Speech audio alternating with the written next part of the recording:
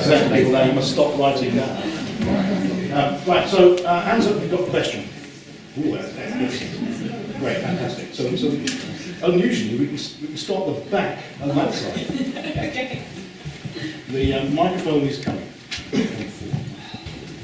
Lovely. Hello? Yeah. Hi, you were talking about there being a real issue of lack of localisation in media. Do you also, so you were giving the example of, say, Londoners going to places. Do you also think this lack of representation also comes across, say, class and race and age? And how can we tackle that?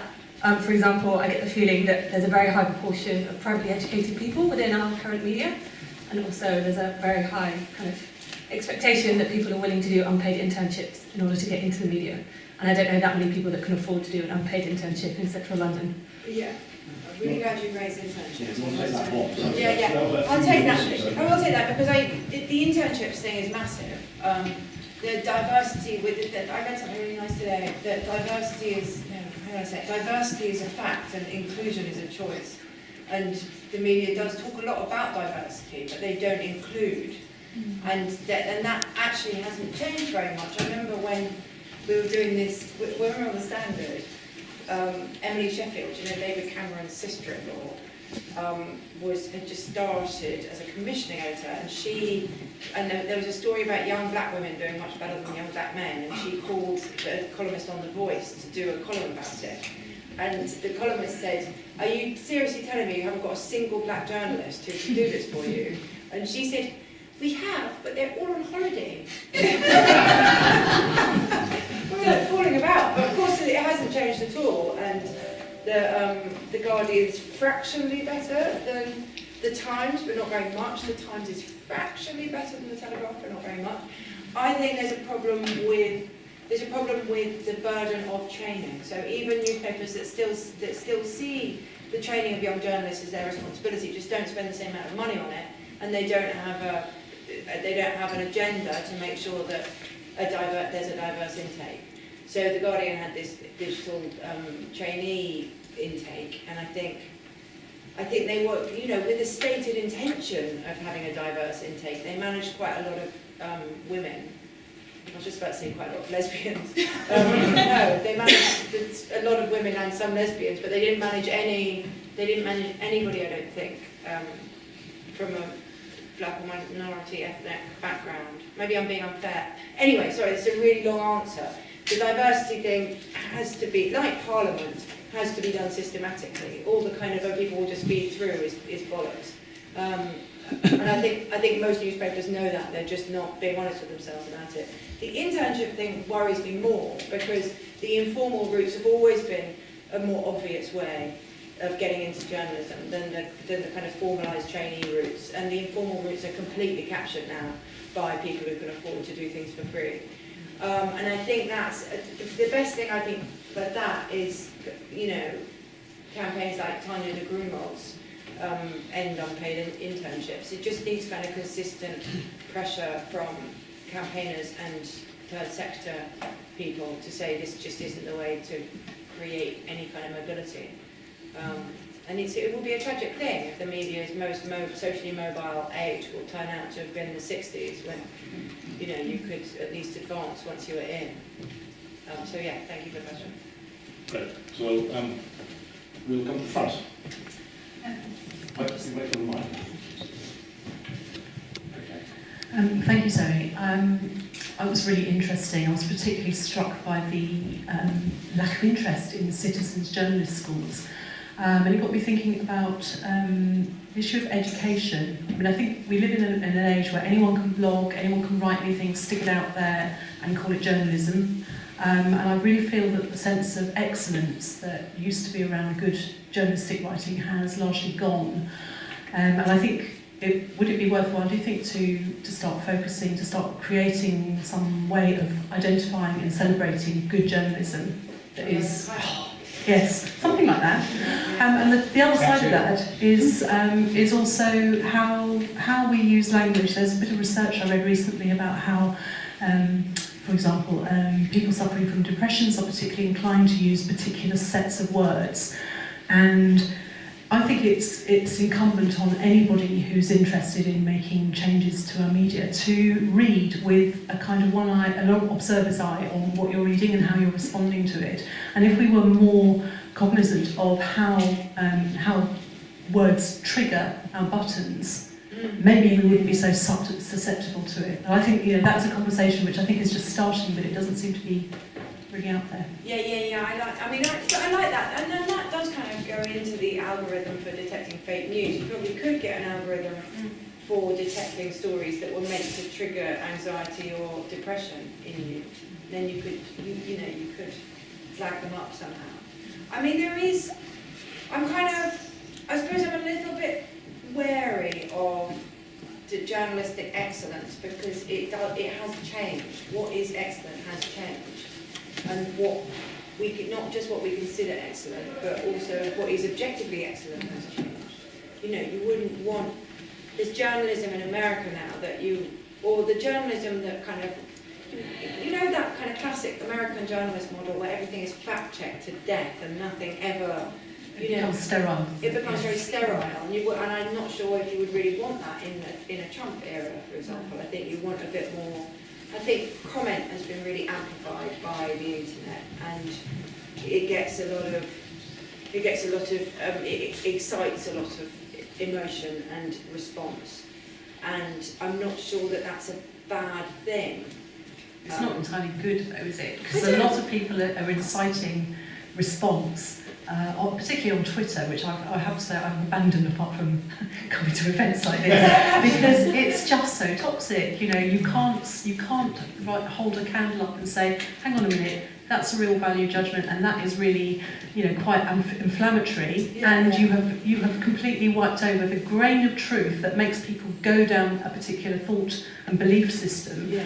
And then you get slammed left, right and centre because you're with the enemy, because there's this like complete dichotomous way of looking at everything as us and them, black and white, enemy and not enemy. I know. And it's, all of that is true. All of that is true, but I mean, okay, I'll give you an example. There was this really horrible guy at The Guardian who's left. I can't remember his surname anyway, luckily for him. He was called Wolfgang. And actually, the funniest thing was because he was a white man, and they said in the hustings, somebody said, well, what would voting for you do for diversity? And he told a story about how he'd been to a spiritual camp he'd been to a kind of Native American spiritual camp, and he'd inhabited the body of a Sioux woman. So that made him diverse. But anyway, that's by the by. The point is, he was saying we need to change the way we're writing because everybody's reading on their phones, so the first paragraph has to be the first paragraph. I mean, it has to be good. Everything that they need to know has to be in that paragraph. And everybody was like, no, we don't. I don't want to write like that. I don't want to read like that. I don't want to. I don't want to make that adaptation to the way I think. And so you can over-adapt to the exigencies of modern life. You can over-adapt to the fact that everybody's reading on a screen. You can over-adapt to the fact that everybody's busy and everybody's on a train and everybody's got an armpit in their eyes and they can only read for 2.5 minutes. There are kind of over-adaptations you can make. And I think you can make an over-adaptation to kind of attention span, because what they say in TV drama is that, you get one thing that's much faster paced. You get a Game of Thrones, and suddenly everybody's pace has to accelerate because nobody's got the attention span for a normal show that isn't the Game of Thrones. So, I mean, I agree with you, but I do not think if we were to have a kite mark system where we go back to the journalism of Hanover Square and there's more kind of room to breathe and there's more nuance and there's less opinion and there's less personality and there's less I and there's more them. I'm not sure that would reflect the world we're in. And so that's my completely inconclusive answer. Yeah. Thank you. Thanks. There's one right there. Yes.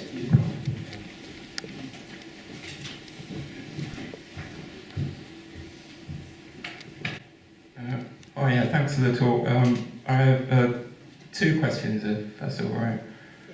About having an independent media, maybe, like you talked about the Canary, which I have mixed opinions on that. I don't think it's always that great. But we have in history had the Daily Herald. It's now, of course, become the Sun, but we have had a sort of workers' type media before. And so why isn't it possible now to have a workers' media again, and perhaps even go further on the internet and maybe have Labour TV or something like that, something that independent workers' media that we can all work on. I'm sure there's enough talent on the left to do that. I don't see why we can't. I know that there's sometimes sectarian, but they need to work together, and there must be enough talent to do that. And my second point is Russian trolls. I'm not entirely convinced that they're all to blame, because I remember an article that I read recently, I sent to it someone I recognise here, Tony, about, Zygmunt Bauman wrote an article before he died about Trump, how neoliberalism prepared the way to Trump, and I think that's the same with Brexit. You've had all the neoliberalism and also the ordoliberalism of Germany meted out onto Greece. I don't think that has helped at all, and I think the EU is in a bit of trouble itself, but we need to have more of a vision. Do you think we need to have more of a vision of Europe, like a united socialist Europe? Because that's what I wrote in my ballot paper. Because as far as I was concerned, it was a false choice. Is it the EU, the ordoliberalism of the EU, or national populism of Brexit? Well, neither. Thank you very much. Yeah, that would have been a real ballot, wouldn't it? You're the professor. I'm also a lecturer. Are you? Oh, can you do something about Brexit? What's the point knowing people in the world? Sorry, I'm going to take. Okay, let me do the second one first. I don't. You're completely right. The troll factories did not cause the Brexit result. The Brexit result, I think, was a vote for radical discontinuity. And I think if somebody had said, okay, have this radically discontinuous option, and he's called Jeremy Corbyn, you can have him as Prime Minister, I think they would be just as likely to vote for him, even though the iteration of the Brexit vote was actually a lurch to the right. And it didn't surprise me at all that we had Brexit in 2016, and then that election that everybody said couldn't possibly happen, where the Tory majority was lost in 2017, because I think those were coming from very similar places, a sense of being completely had by the establishment and the mainstream, in a sense that only something outside the mainstream could actually make a difference.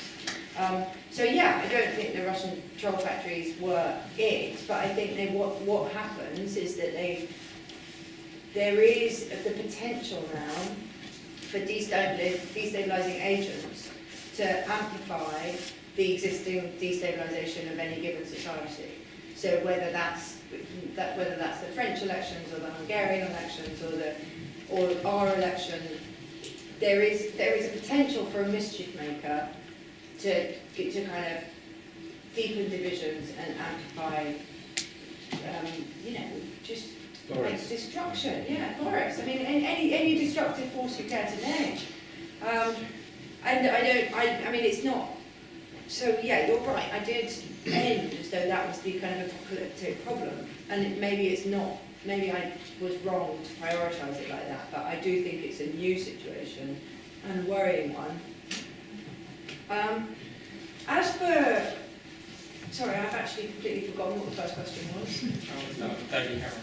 Oh, the Daily Herald. Yeah, no, actually. Well, that's it is interesting because they do talk a lot. All the kind of people around the Corbyn leadership do talk a lot about how you would have a kind of Labour media, how you would have the Daily Herald if you were going to make it. Because I think we're sort of past the point where a political party can have its own newspaper. But maybe we're not. If a political party can have its own festival, there's no reason why it can't have its own festival. I mean, it does somewhat traduce for me the problem of impartiality. You get a lot of cheerleading when something's a member of a party, and I always think it excludes people as well. Yeah, it excludes Green members, for example. Absolutely. Yeah. Although they're amazingly bad at excluding Green members. They always say they're going to, and then when you join them and you're already a Green member, nobody notices. Anyway, that's by the way. I think the point is, and I've really found this in coverage of Jeremy Corbyn since 2016, since the second leadership election of 2016. A couple of journalists have decided that they just had it with the kicking, and they're going to write the kind of piece about him that Danny Finkelstein would write about Cameron, or David Aronovich would write about Tony Blair. You know, they're just going to do a complete job. They're going to do a complete, what a lovely guy, what a powerful leader, what a popular man. And it just, the left is not very good at that. We're just not very good at unalloyed approval. So it always comes off as like a hostage video. We're like, oh my God, Gary Young, don't do this to yourself. Because it's like so uncritical and so lacking jokes and just so lacking in every way. So I don't think the left is very good at kind of highly approving media. But that doesn't mean I don't think this is a good idea. I just think we need to think about it more before we all chuck it in our 5 hands. Well, if you remember, there was an attempt to have a left-wing newspaper, and it was as dull and as boring and as conformist as it could possibly Sunday be. Correspondent.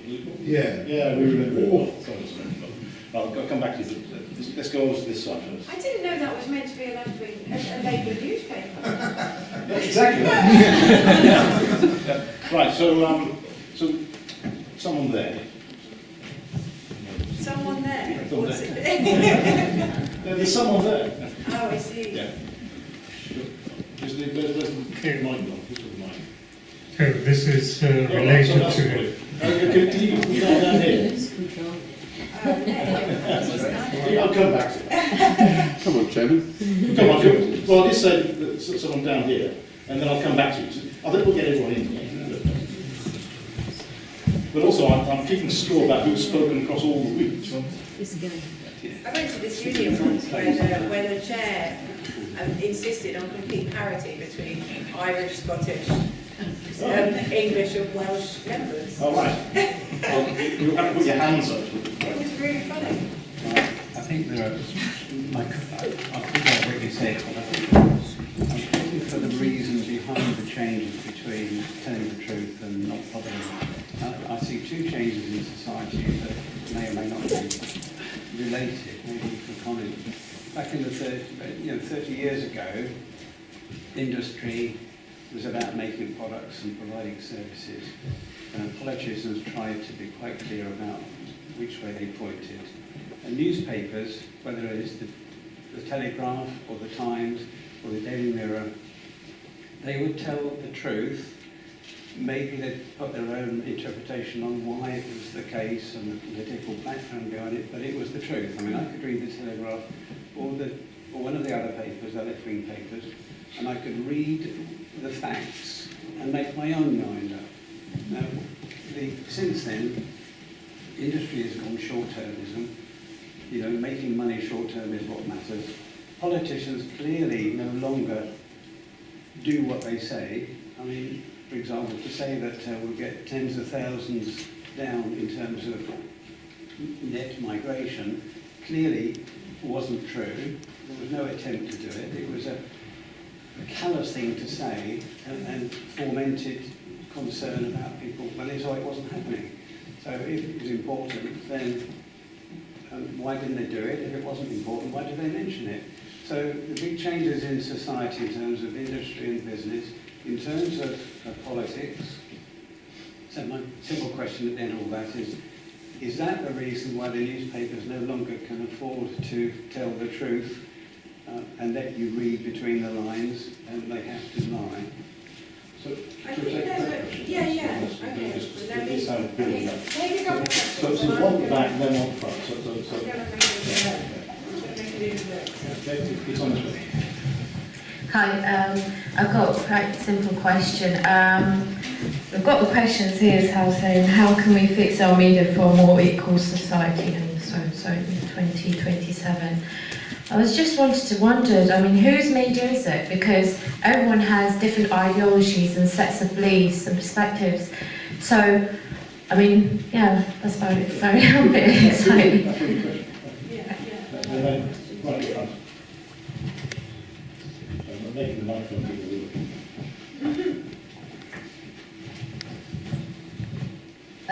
I wanted to say something that's been bubbling for quite a long time, is that I listen to the news on the radio, and for me that's a democratising thing, because I'm dyslexic, and reading is something I really enjoy doing.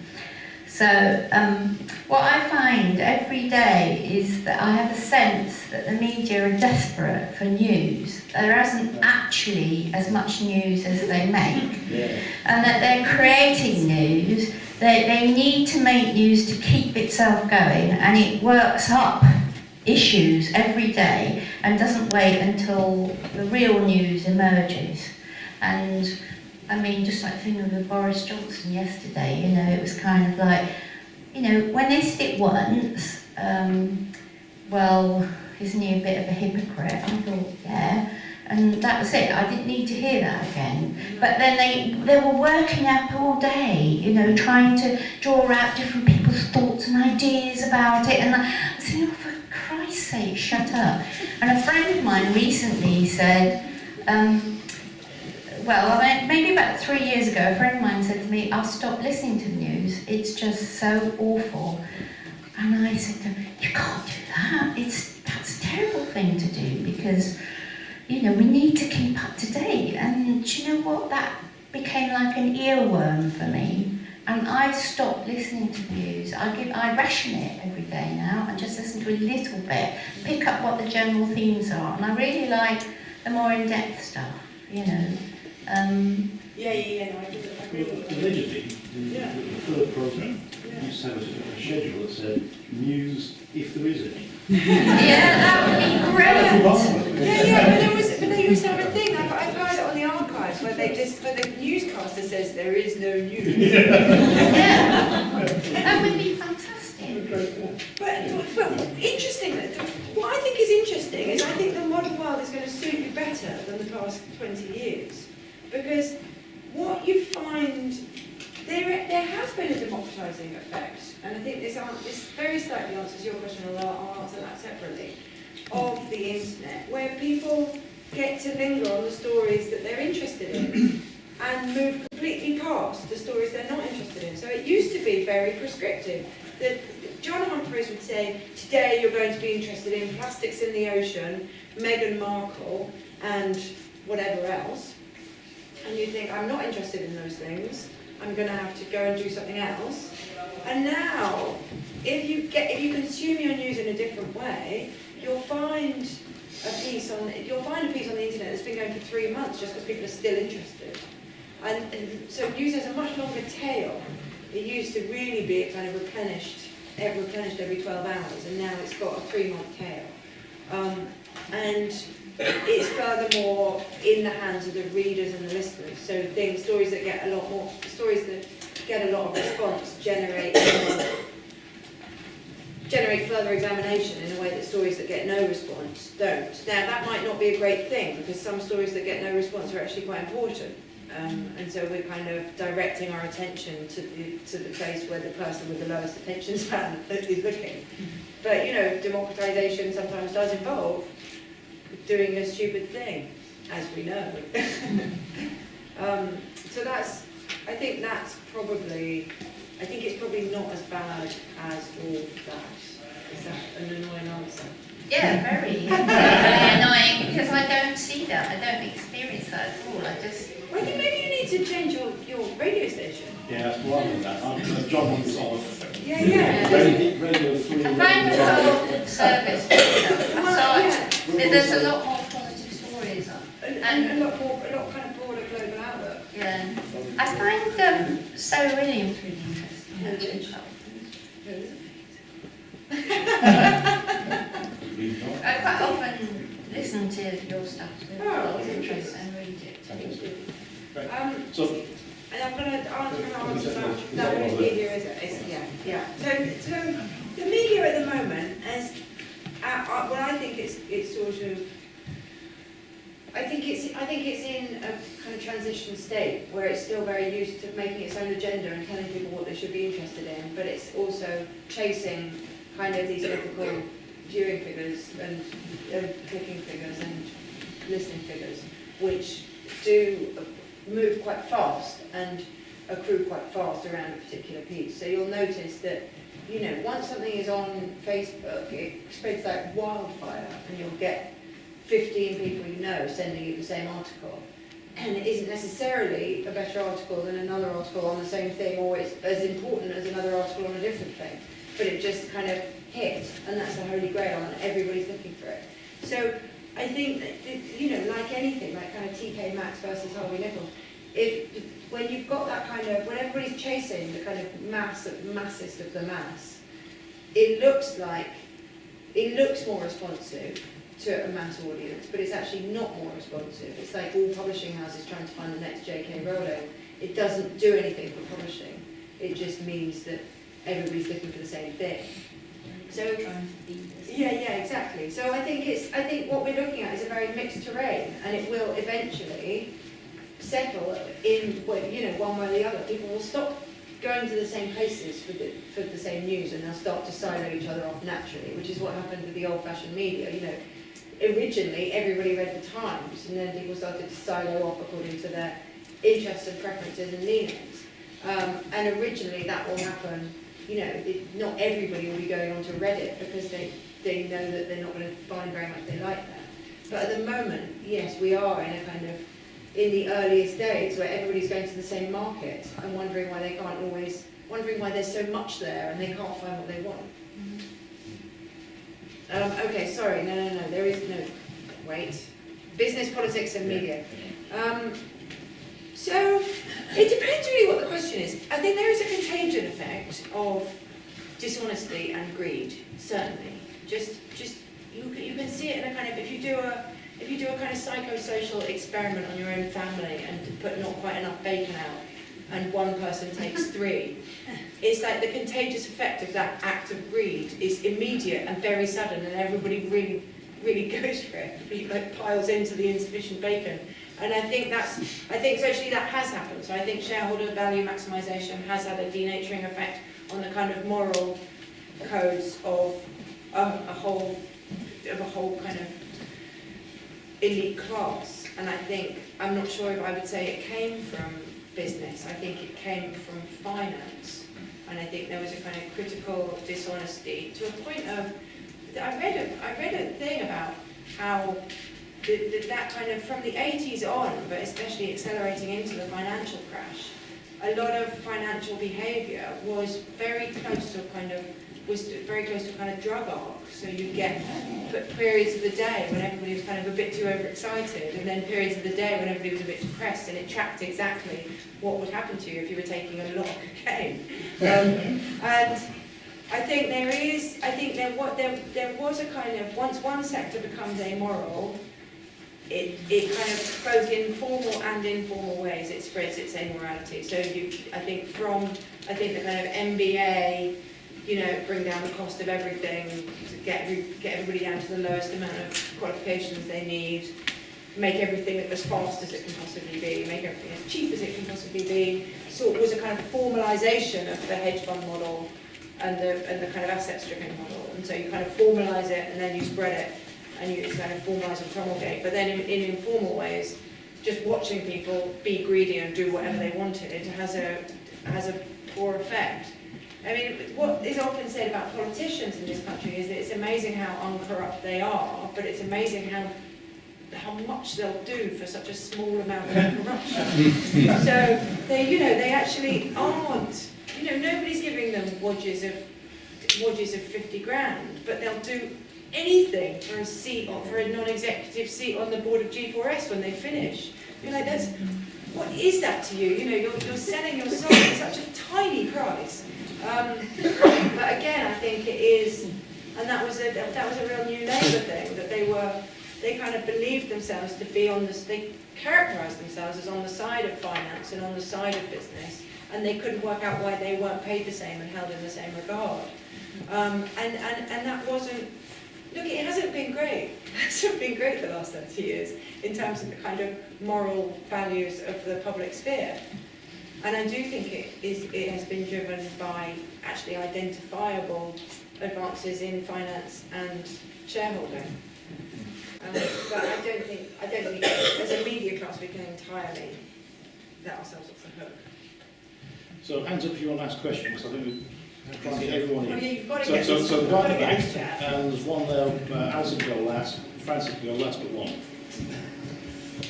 Yeah, carrying on with the theme of journalists, which I think we've already covered a fair amount. So many years ago, the new media companies promised us democratization of the media, or journalism without journalists. And I think by now we've realized that it's never going to happen. It's like having monkeys with typewriters.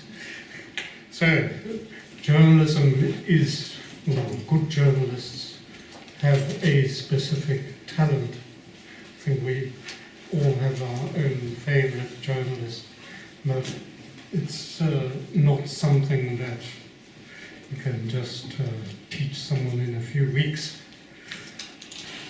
So, the way that journalists are rewarded, well, the way everyone is rewarded determines how they will behave. But just looking at journalists tends to be more about how many papers are we going to sell rather than the value of your news story. Also, we've discussed the barriers to entry and so on. So all of these things, how are we going to create a new ethos within journalism? And I can't believe that journalists, especially good journalists, are happy with the situation, but probably also feel powerless. I don't know, I'm going to push back on that a little bit, because there have been just this year alone. Yeah, we have. Yeah, so let's here next. Should I'm actually very excited about it. Hi, I just wanted to ask you about investigative journalism and the funding model for that. True, all the big scandals that we uncovered required enormous amounts of time and a huge amount of money and insurance against legal actions and so on. And it doesn't seem to me that any of the funding models that we're using now, even The Guardian, which is essentially almost a crowdfunding now, is sustainable, because actually it's just spreading the money that is available more and more widely into more and more basically opinion-based journalism. And actually the huge value of investigative journalism is underappreciated, because we don't really value it until we get a result, which can take years. Yeah.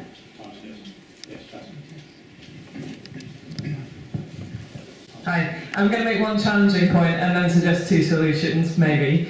So my challenging point is, it seems to me that actually, sorry, this is very loud, that there is a big tendency on the left, I would say, of actually saying other people are, and other people are ill-educated, there's false consciousness, which is actually not at all what Marx meant, they're deceived, they only voted because of a bus, people didn't vote because of a bloody bus.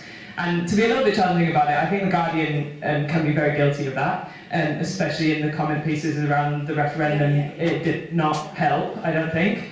And there's a big class implication, I think, of that, which sometimes then is not very good at being self-aware about the class implications of that, and actually the role that contempt plays in politics. People who feel that they're being scorned do not react well to that and then close off to anything you have to say, including factual things. And the other point about that is that people should be humble and kind of self-reflective about the fact that it's not just other people who, identity seek and community seek. We all have a will to do that, and we all want to find people who are like-minded, and we all vote on emotion, and everybody votes partly on emotion, so no one is sort of rising above that. Whilst I'm not saying that everybody's the same, I would also just sort of plead for a little bit of kind of humility about that. And then I suppose my solutions to that would be twofold. I'm really glad somebody brought up investigative journalism, because John Harris always says that he's a reporter, not a journalist. He hates the label journalist. And I think that's really relevant to current times, where, as you said yourself, vox pops don't always say what you want them to say, and that's a good thing. And actually, that really pushes back against the idea that other people, these masses of people are all just deceived by a boss or whatever they read in the paper. And I think you're right that that's, whilst there may be elements of truth in it, that also A, applies to ourselves, and B, the reason I think the boss had so much credence amongst certain parts of media and certain commentators was actually that's as far as they went in looking at why people voted Brexit. They saw a bus going past, and there was a lot of sort of hype around people like Nigel Farage and Boris Johnson. And in fact, actually doing a lot of focus groups and speaking to people who voted Brexit, that's not at all what I found. In fact, many people hadn't even really heard of the boss a couple of weeks before the vote. So, to be honest, I think that is an irony in that they are receptors of the same kind of media and actually just take the first thing that they read. So my solution is, I suppose, broad-based, though maybe this sounds a little bit kind of, I don't know, high-minded, but a little bit of humility on progressives and parts of the left, which can be very scornful of other people. And then, together with that, a sort of humorous approach. And I think humour can be very good for us in terms of, I think it kind of puts a pin in a lot of kind of high-minded sort of horse riding kind of, standing on a pedestal kind of progressives. And I think that's therefore my question is, how do you make something which is both doing the good reporting on the ground and actually speaking to people, and also something which is maybe a little bit satirical or a little bit sort of self-parodying? Because I think that's a lot of what people want to see in The Guardian, just reading below the line. Well, I'm going to argue with literally all of that. The thing is, what you're talking about Brexit, and you're talking about responses to Brexit. Now, I think the problem with The Guardian was that it didn't come down hard enough with its own view, because the comment thing, basically, there were a lot of people who said this thing, who said these people have voted because they're idiots, although actually they don't say people voted because of the bus. They say the bus was a lie. The important thing is the bus was a lie. It's not whether or not people voted on the basis of a lie that's important. It's important that politicians don't lie. And it's important that politicians who lie. Both sides lied. Let's not be. There were lies on both sides for sure. And if we're not looking at the boss because it's not relevant, why? There's an actual advertised lie. There were many advertised lies. Don't lie. Give me an example.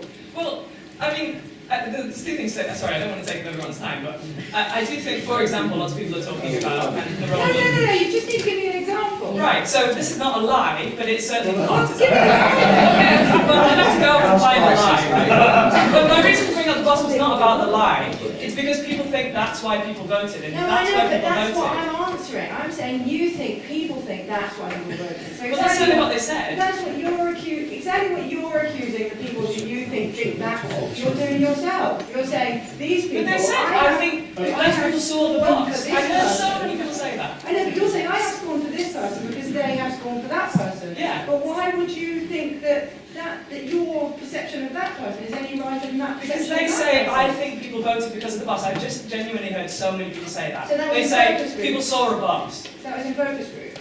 No, I mean commentators. I've actually been at events where people have said, people saw a bus, and then they just heard some enterprise speak, and That that's why doesn't they sound like a voted. critique of journalism. That sounds like a critique of something you've heard somebody say. No, journalists. I'm talking about journalists. Actually, this is satire. But anyway, so no, because I think there's more to it than that. The thing is, when you talk about investigative journalism, that is not the same as reporting. And actually, the Andy O'Hagan book, which I'm sure you've read, because none of us have, but you must have read a bit of it, is a classic example of that kind of, I'm just going to go along and I'm going to talk to everybody and I'm going to write down everything they say. And it's very credulous, and that is quite annoying. And actually, that kind of, and this answers your question a bit as well. The thing with investigative journalism is not that it's expensive to go and talk to people. It's that you need to have, you actually do need to take a hypothesis. And so there's this kind of, there's this American ideal that you never go with a hypothesis. You just go and see what's happening. Oh, I'm just going to go and see what's happening. But actually, the stories that really work start with a hypothesis, which is, Millie Gentleman's, I think there's a deliberate hostile environment. And then there was. Or Caroline Padwa's, I think that this has been the path of justice and the rules have been broken, and there was. But you start with a hypothesis and then you throw a lot of money into that hypothesis. And it's actually, in terms of principles, it's more like science than journalism, because you test the theory, and you test the theory to destruction, and you waste a lot of time, and then you either make your discovery or you make no discovery. I think you're right, The Guardian has no plan to pay for it, but nobody has any plan to pay for anything. And I think that what really irritates me about the way people are talking about Brexit is, you know, there are kind of certain classes of people have to be heeded. It's like we have to be worried about the angry people. Everybody has to kind of check their privilege when they're discussing the angry people, but only some angry people matter. So the angry people who are angry because we're leaving and they live in Vauxhall, but they're represented by Kate Hoey, and they're like, how dare my MP, who's my elected representative, say the opposite of what I think in every given scenario. Those angry people don't count because they're urban angry people, whereas the people in the north do count because they're northern angry people.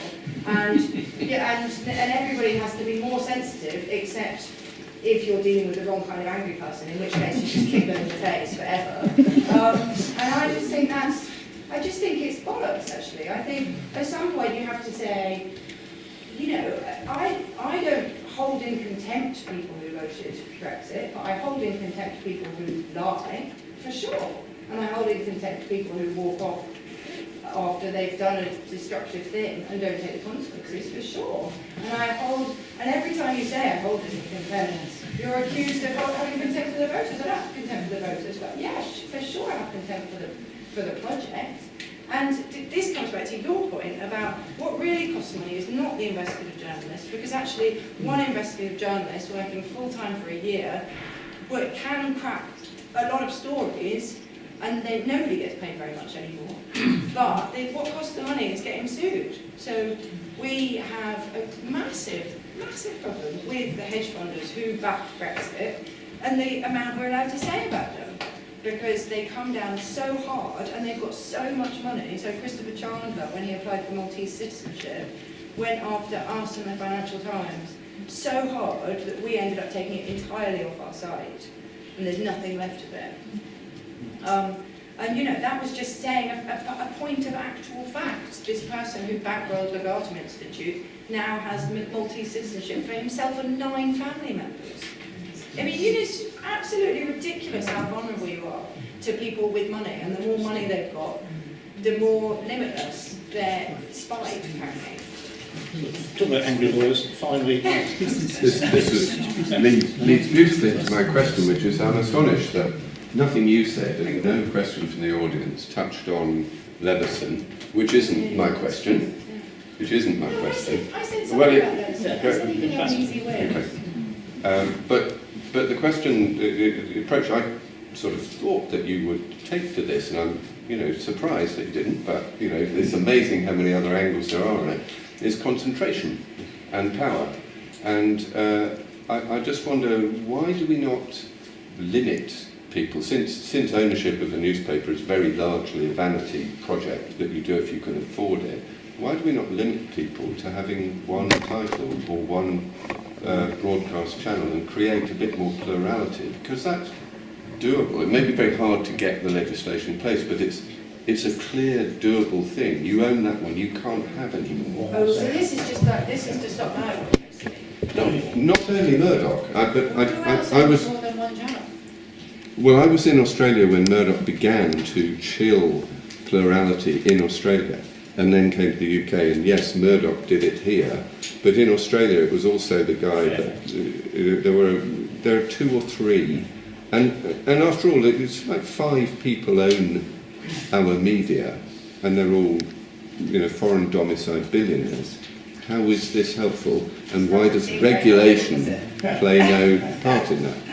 Well, I mean, again, because the Guardian is a trust, you'd think we would be able to be really, really different to everybody else. But in a way, we sort of, our relationship to the kind of, you know, oligarch-run media is still very reactive. So we're a bit like the BBC in that, you know, we should have all this kind of, all the security of being a trust and going to be able to be kind of think independently.